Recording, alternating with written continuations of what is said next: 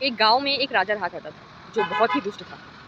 उसकी एक आँख, एक हाथ और एक पैर नहीं थे, जिसके कारण वो बहुत ही बदसूरत दिखता था। एक बार उसने सोचा कि अब मैं बूढ़ा हो चुका हूँ, तो अब मुझे जो राज्य है अपने बेटे को सौंप देना चाहिए। लेकिन राज्य सौंपने से पहले वो उसकी इच्छा थी कि वो अपनी बड़ी-सी तस्वीर बनवाए और महल में सामने ही लगवाए, ताकि लोग उसे याद रखें, उसके मरने के बाद।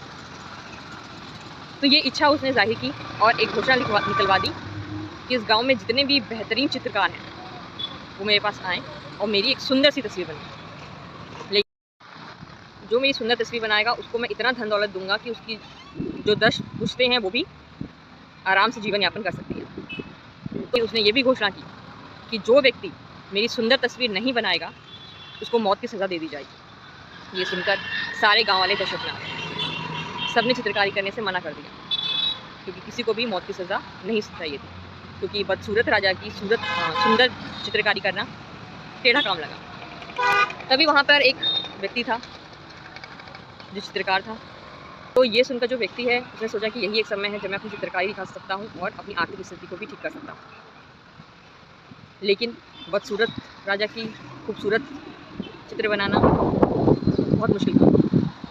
लेकिन उस व्यक्ति ने ऐसे चित्रकारी की जैसे वो एक घोड़े पे बैठा हो राजा और शिकार करने पे निकला हो, जिसके कारण उसकी एक आँख नहीं दिख रही थी और हाथ और पैर घोड़े के दूसरे साइड होने के कारण उसके हाथ और पैर भी नहीं दिख रहे थे। और उसने एक बहुत ही खूबसूरत चित्रकारी राजा के लिए की। राजा देखकर बहुत ही खुश हुआ और अपने कहे अनुसार उसने उसे बहुत धन दौलत भी दी। ये एक छोटी सी कहानी हमें ये सिखाती है कि हमें सिचुएशन को कैसे लेना चाहिए, क्योंकि कई बार हम सिचुएशन में घबरा कर चीज़ों से पीछे हट जाते हैं, लेकिन हमें ऐसा बिल्कुल नहीं करना चाहिए। उसने उस सिचुएशन को अवसर बनाया, एक अवसर की तरह देखा और उसने चित्रकारी करने के लिए हाँ कर दी।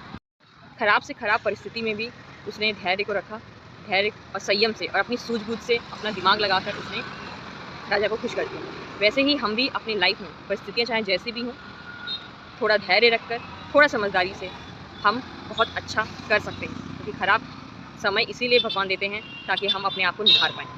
तो कभी भी अगर आपके पास खराब परिस्थितियाँ आ रही हैं, खराब समय चल रहा है, तो उसे एक अवसर की तरह लें। क्या पता इससे कुछ बहुत बेहतर हो सकता है।